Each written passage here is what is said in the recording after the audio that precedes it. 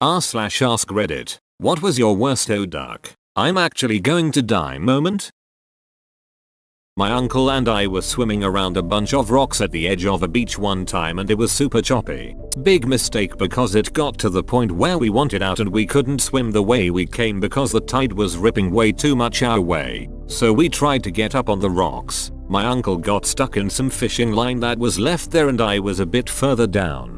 Got dumped right into a deep rock pool, high sides, and I couldn't get out of it. After spending what felt like 5 minutes but it probably wasn't, getting pushed underwater when trying to scramble onto the rocks, not reaching anything worth grabbing onto and getting cut from them because of the heavy waves, I just resorted to screaming and thinking I was probably genuinely going to drown. I didn't know what to do. Then some random guy who happened to be in the area spearfishing came up and dragged me out.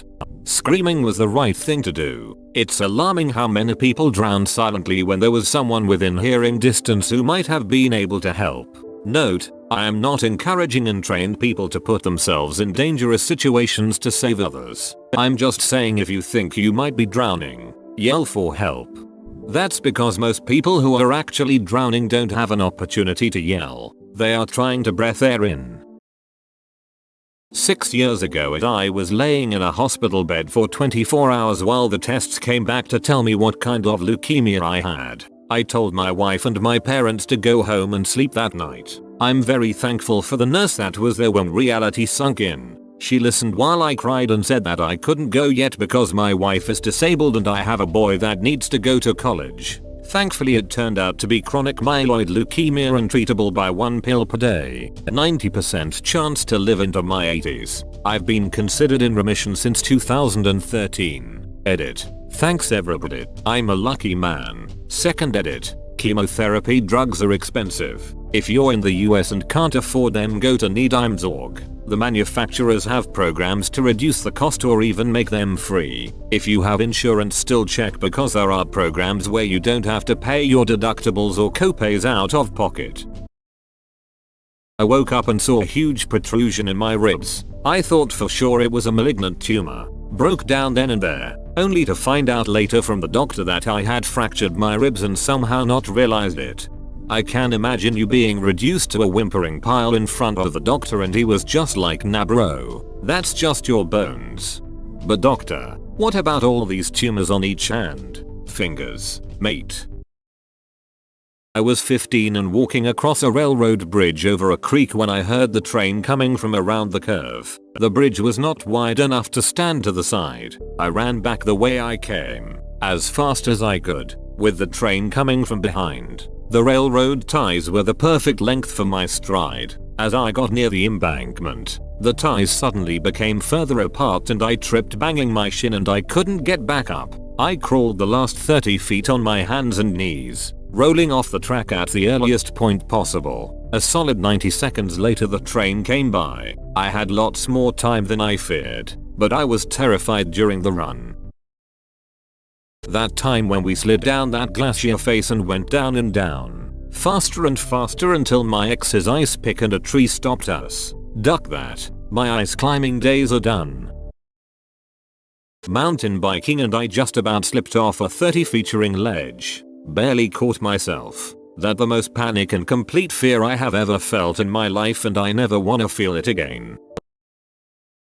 Getting prepped for a neurosurgery that could wreck me in itself. I was getting an IV of antibiotics and waiting on the anesthesiologist to put me under. My whole family was there. We were talking and trying to comfort my wife who was having a hard time with it. She's holding my hand crying. Mom and dad trying to hold it together behind her. She looks up at me and I see her go ghost white. First I thought she was going to faint. At the same point I noticed my dad run out of the room rather quickly. And that's when it started. Super cold but start pouring sweat, followed by breathing problems. My throat is swelling shut, hives everywhere, all in a matter of 45 seconds. In rushes at least 5 nurses and 3 doctors plus anesthesiologist. Doc tells me I am allergic to the IV so they have to put me out. Now, I didn't even get to tell her I loved her. I was trying to say the words but couldn't, and as the darkness crept in, it was the first time the fear of death set in.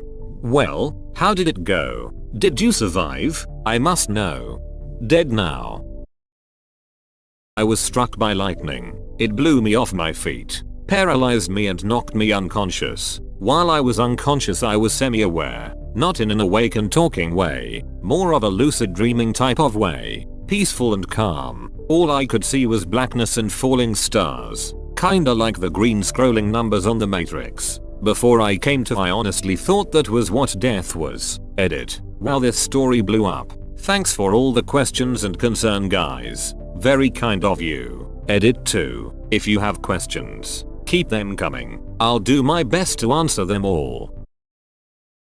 When I was a child I wanted to bungee jump, and I had a play set in my backyard with a climbing rope. Once on the second story of the play set I got the rope that led to the ground, but I couldn't get it properly tied around my waist, so I tied it around my neck and jumped off. Luckily somehow I didn't snap my neck, but then I was left hanging there. My feet couldn't reach the ground. I remember trying to stretch my toes to reach and clawing, trying to use my hands to get some room to breathe, but I couldn't. I realized I was going to die. Luckily I had a friend over who ran inside to get my mom, and she was able to get me down, which I don't really remember. I do remember the rope burn I had around my neck for days though. Edit. I'm a girl. Doesn't really matter. People just keep calling me man. And I was 5.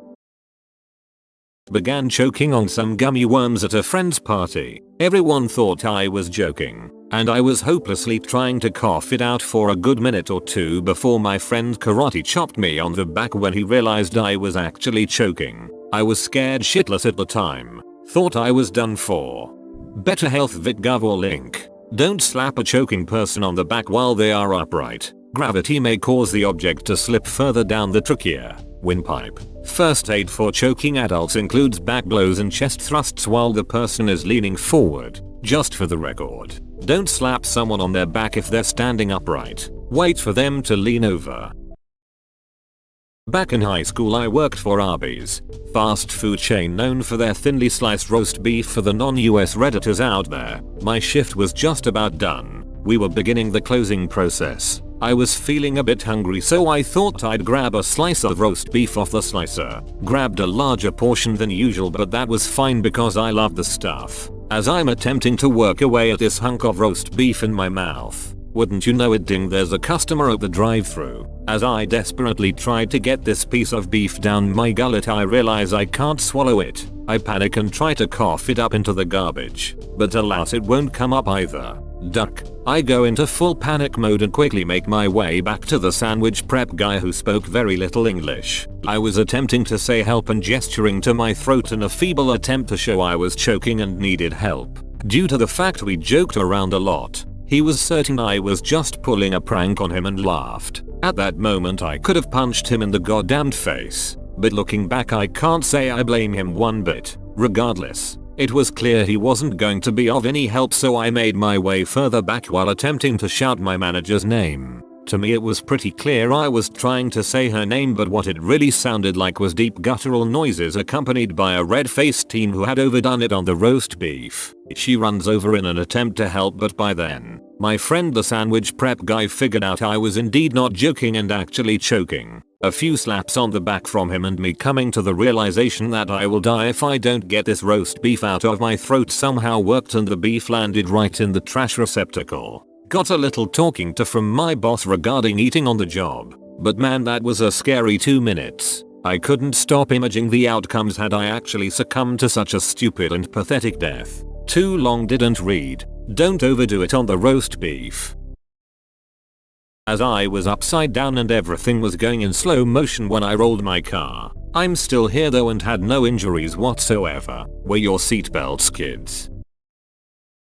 I was the passenger in a car when the driver started having a seizure. His foot was on the gas pedal and the car was going faster and faster, and we were flying through a downtown area. It's a miracle we didn't hit any people or buildings. Somehow I realized after about 5 blocks to push the gear shift into neutral, auto transmission, shifter in the middle, and was then able to steer the car into a pile of snow. Driver was still seizing when the car stopped. Our daughter was in the back seat. I called 911 but gave the dispatcher the wrong cross streets in my panic. The ambulance came to 2 blocks away but I could hear it. Fortunately the dispatcher had kept me on the phone, and that's the day we found out my husband had the brain tumor that was eventually, 28 days later, fatal. Edit. Thank you all so much for your kind thoughts. I was trying to answer you all one by one but thought this would be better. It's been almost 5 years. Some days are good, some are not, and it still has an almost daily impact as you can imagine because I'm the parent of a child who lost her father. We have gone to grief counseling and we will again as needed. My husband had never had a seizure prior to this that we know of. The shifter was in the middle as opposed to on the column. I called him the driver because that was the context of why I thought I was going to die. I think that's all of the questions I was asked. Thank you again for your kind thoughts. Stage 4 mouth cancer. Jaw amputated. Still alive. No sign of more cancer yet. Almost died in first day post surgery. I ate massive shit while shredding on my Razor scooter back in the day. The handlebars twisted so they were sticking straight up as I went down and I landed on my throat. The pain was unbelievable and I couldn't breathe for what felt like forever. I finally shook it off and was able to ride home. I never told my mom about that, fearing that she would take away my scooter. 7-year-old me was a badass.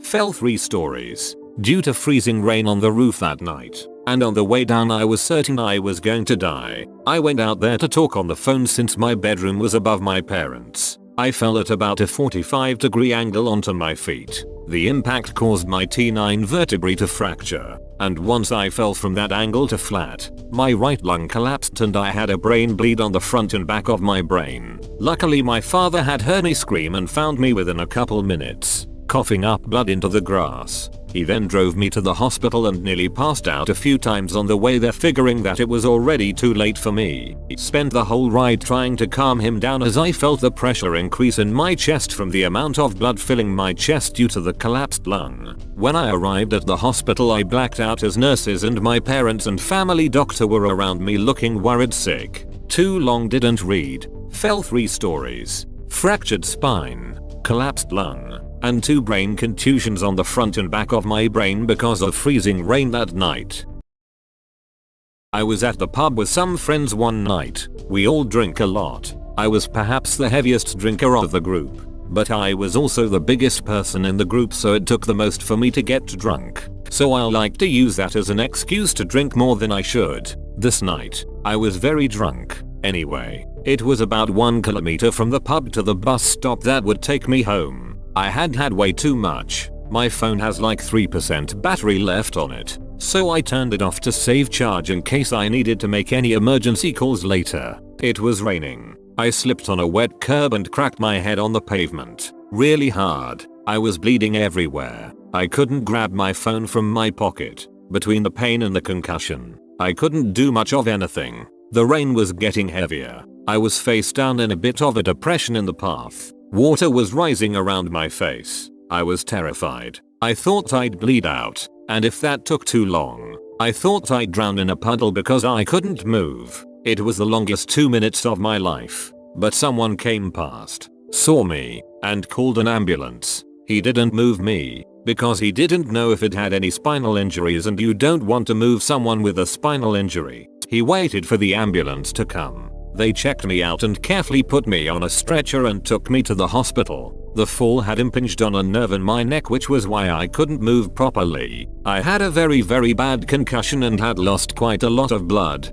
but not enough to require a transfusion. My neck was fixed fairly easily, but I spent 2 days in hospital just in case. I was so sure I was going to die. I haven't been out drinking with my friends since. Got a piece of steak stuck down my throat. Needed the Heimlich, which my dad performed. Scary stuff. I finished the steak,